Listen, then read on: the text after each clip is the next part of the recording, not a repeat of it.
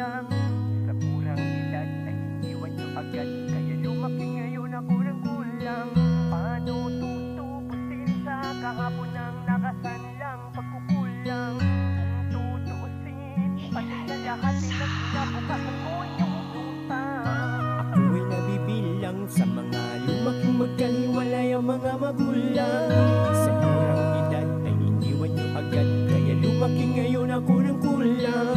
Paano tutubusin sa kahapon ng nakasanlang pagkukulang? Kung tutuusin, pati kalahati ng kinabukasan ko inyong inutang. Bata pa ako, noong mga magulang ko ay maghiwalay.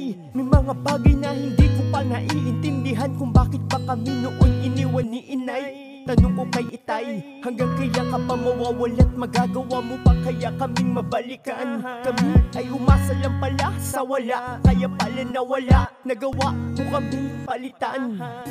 Kaya naman sa tuwing nagpupunta ako sa ibang bahay, luha ko ay pumapata. Mabuti pa sila, may pamilyang buo, samantalang ang pamilya ko puta-wata. Bata na nag-antay sa ina, ang batang yun noon ngayon ay malaki na. Kaya nung sinabi mo na sa'min babalik ka na, parang huli na, mas mabuti nang wag na lang ina. Naaalala mo ba dati na may bata na yumakap sa'yo para di ka umalis? Ako lang naman yung batang binitawan at bigla ang iniwanan at matagal-tagal mong natiis. Nung ikaw ay umalis ay hinabol kita, kaso ang hakbang mo sa'kin ay papalayo ng mabilis. Di ba't nakakainis sa timbis na yakapin mo't ikis, tapos babalik at sasabihin mo na namimiss mo ako? Sino ang niloko mo? Tumayong magulang na ang lola at ang lolo ko.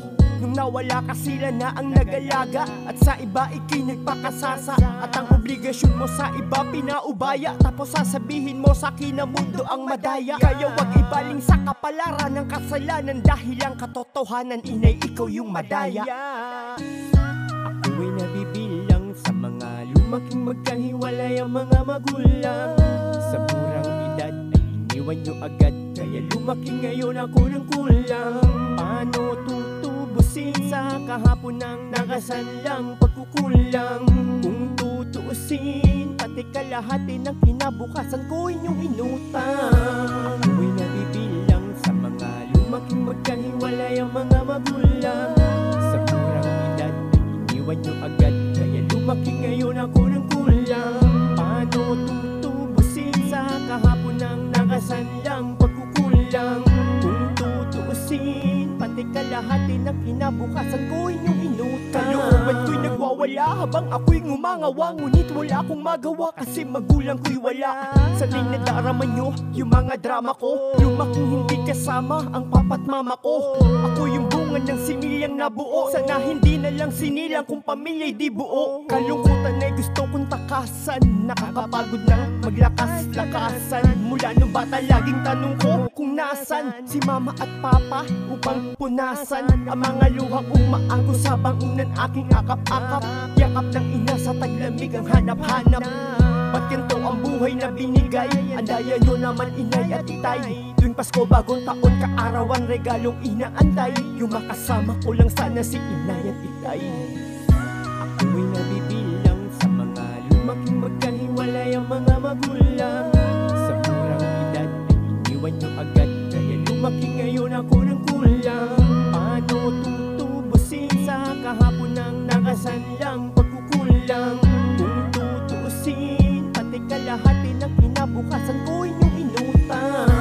Ako'y nabibilang sa mga lumaking magkahiwalay ang mga magulang. Sa murang edad ay iniwan nyo agad, kaya lumaki ngayon ako ng kulang. Paano tutubusin sa kahapon ng nakasanlang pagkukulang?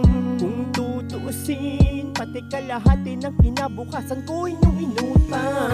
Ako'y nabibilang sa mga lumaking magkahiwalay ang mga magulang. Sa murang edad ay iniwan nyo agad, kaya lumaki ngayon ako ng kulang.